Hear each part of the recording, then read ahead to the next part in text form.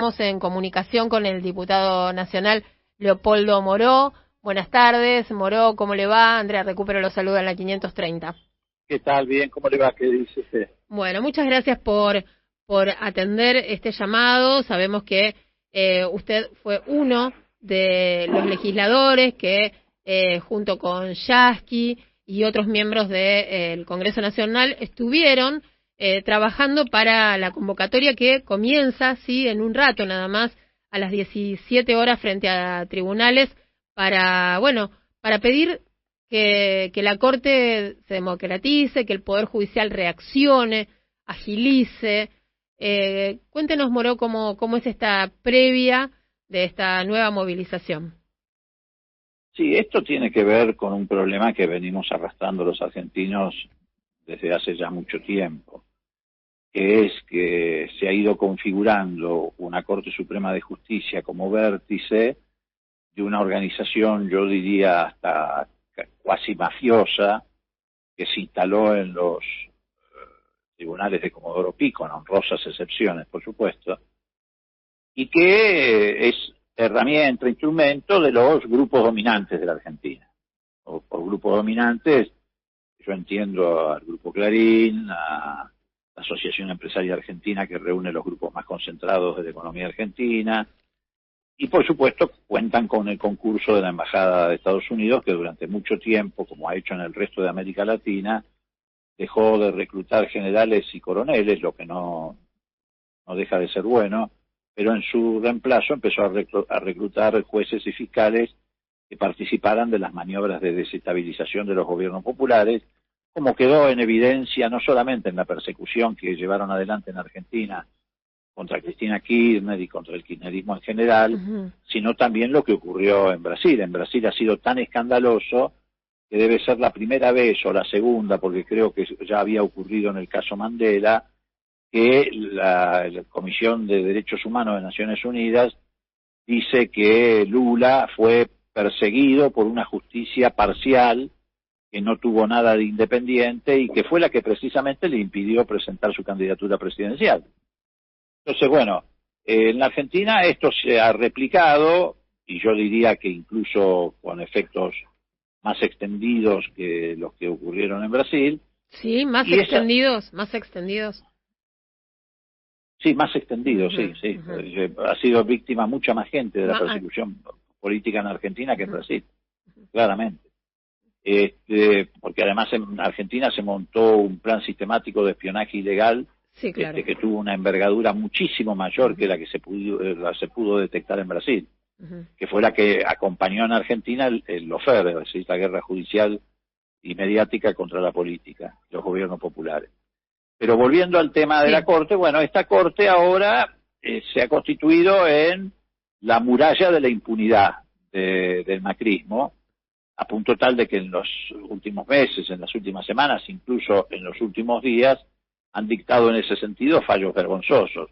Primero, aquel famoso fallo de Bertucci puesto a dedo por Macri en la Cámara, y Llorens, que iba a jugar al tenis seguido con Macri, diciendo que todo ese fenomenal aparato de espionaje ilegal sobre el que sobran pruebas, hay espías confesos, etcétera, era producto de el quehacer de 4 o 5 cuentapropistas, y dejó afuera de la responsabilidad penal a Macri, a Rivas y Magdalani. Después sobrevino, hace no más de 72 horas, un dictamen de un fiscal de Cámara que dice que el procesamiento contra Macri por el espionaje a los familiares de la San Juan, que es uno de los más aberrantes, debe ser declarado nulo, aplegándose al pedido del doctor Lanuse, que es el abogado de Macri.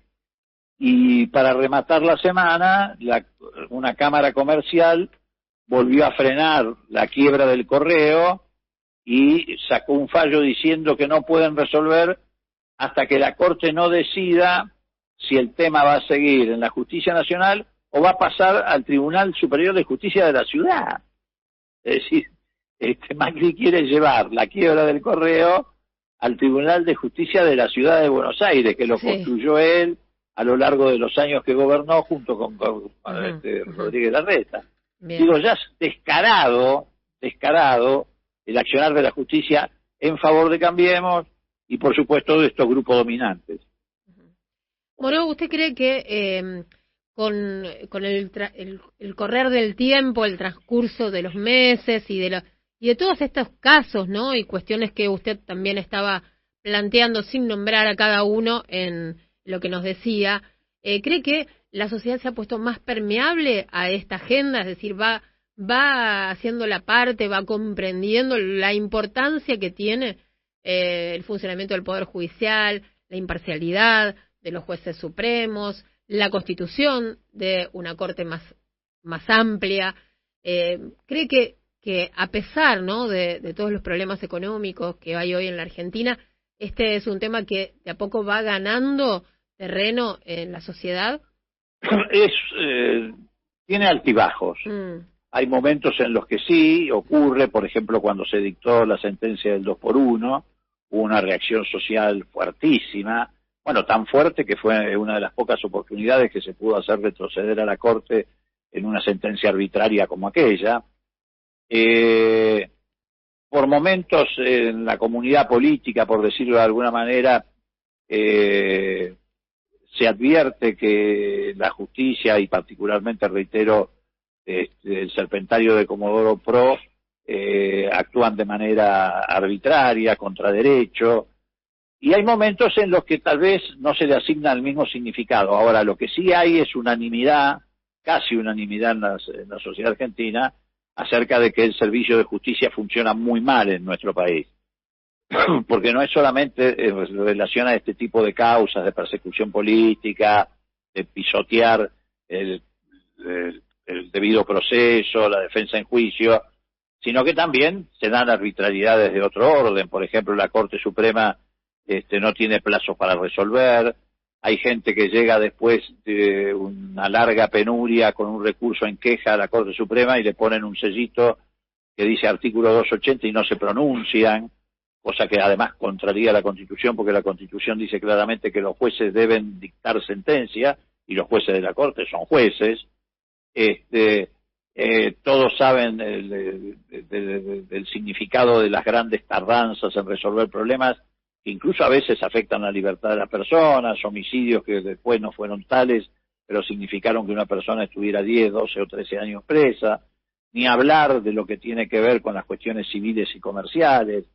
Por eso nosotros hoy lo que estamos propiciando en la marcha son tres cosas. En primer lugar, la remoción de los miembros de la Corte, de lo que queda de estos miembros de la Corte, porque sí, ni siquiera es la Corte, queda una Corte de 4 tipos, sobre los temas del país pueden resolver 3, y si están empatados resuelve el presidente.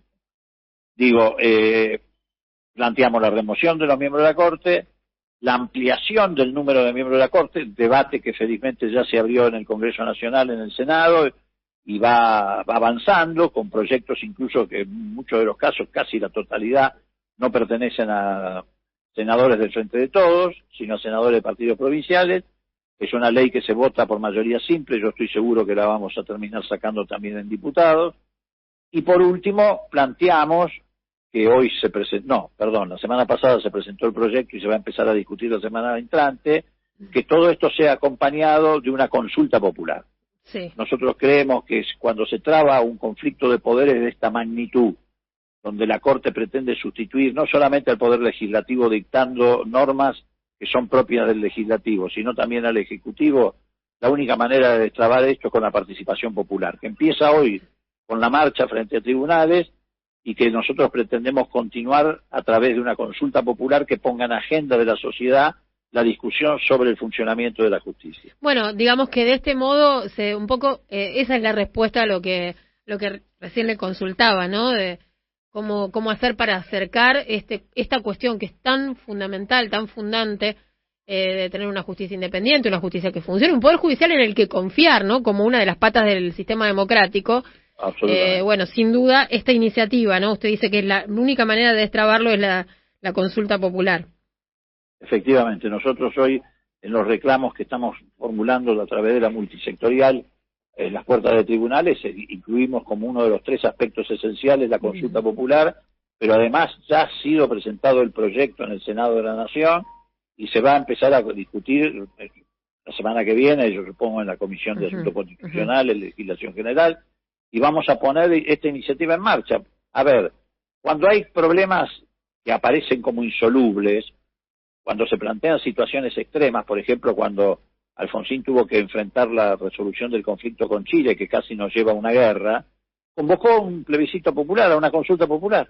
Sí. Y participó el 72% del electorado, a pesar de que no era obligatorio. Claro. Bueno, porque además, ¿sabes qué? Esto también ayuda a transformar a la democracia en una democracia no de expectativa, sino participativa. Exacto.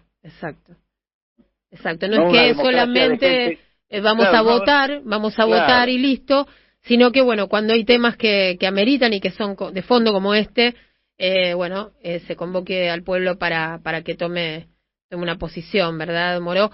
Está mi compañero Víctor Mastrangelo sumándose y quiere hacerle una consulta, o dos, veremos. Una en principio, Leopoldo, ¿qué tal? ¿Cómo le va? ¿Qué tal? Un gusto en escuchar.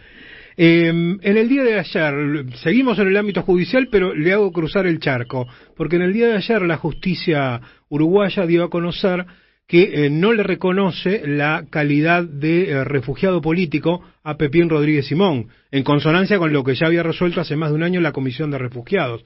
¿Qué debería pasar ahora? ¿Interpol ya está en condiciones de conducirlo ante la jueza Servini de Cubría? Porque cobertura legal no tiene más. No, sí, tiene la posibilidad de una apelación.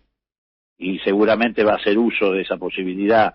Y va a hacer no solamente uso, sino abuso, porque seguramente Pepín Rodríguez Simón, que conoce los vericuetos procesales y precisamente porque está formado como un tramposo, digamos, para operar en la justicia, y las reglas de juego no deben ser muy diferentes en Uruguay respecto a cómo funciona el Poder Judicial y los códigos procesales, seguramente va a apelar a esa herramienta que es recurrir al Tribunal Superior de la jueza que dictó esta sentencia, y va a intentar incluso llegar a la Corte en Uruguay, porque él va a tratar de dilatar todo lo que pueda la ejecución de esa decisión judicial, porque como no puede salir del territorio uruguayo, inevitablemente cuando tenga una sentencia firme lo tienen que traer de las pestañas a la Argentina. Le han sacado el pasaporte, así que no tiene posibilidad de seguir fugándose a otros lugares del planeta. Una vez que pierda la condición de asilado, bueno, de hecho con esta sentencia ya la perdió, pero tiene la posibilidad de apelarla, e inmediatamente sí, en ese caso, Interpol tiene que apresarlo y traerlo a la Argentina. Pero este hombre va a seguir apelando hasta donde le den todas las instancias, buscando llegar a un eventual cambio de gobierno en la Argentina para poder volver con impunidad. Bien. Moro, le repregunto acerca de la consulta popular. Me quedé pensando, disculpas, ¿no?, por retroceder sobre la información, pero ¿qué se va a preguntar? ¿Cuál es la consulta? ¿Qué es lo que están trabajando? Bueno, una consulta popular, a ver, todavía no está sancionada la ley de la consulta, sí. Recién empieza el debate, ¿no? Pero bueno, una consulta puede contener una pregunta o varias preguntas. Normalmente no más de 3, porque si no se transforma en un hecho engorroso que puede confundir a la sociedad. Pero que va a girar alrededor, básicamente, yo no sé cuál va a ser la pregunta, pero sí va a ser más o menos cuáles pueden ser el marco de lo que hay que consultar en torno a si hace falta o no una reforma judicial, si hace falta que se reformen las leyes orgánicas para hacer más ágil el funcionamiento del Poder Judicial, en esto que decíamos de recién, acortamiento de plazos, etcétera, etcétera, obligatoriedad por parte de la Corte de pronunciarse en las causas, en fin, tal vez esté incluido también, por supuesto, la pregunta acerca de la ampliación del número de miembros de la Corte, pero no creo que haya mucho más que 2 o 3 preguntas, que es lo que normalmente se hace en una consulta popular, porque si no... Siempre en el marco de la Constitución, no pensando en una reforma constitucional. No, si además la Constitución prevé el mecanismo de la consulta popular. Sí, claro. Hay consultas populares que tienen carácter vinculante y hay consultas populares que tienen carácter no vinculante. Claro, pero me refería a la reforma de la justicia, no a la consulta popular el tema de reformar la Constitución. No, acá estamos reclamando una consulta popular exclusivamente dirigida a la reforma judicial, es decir, si la gente está de acuerdo o no con una reforma judicial. No tiene nada que ver con la Constitución Nacional, o con intento de modificar la Constitución, ni nada que se le parezca.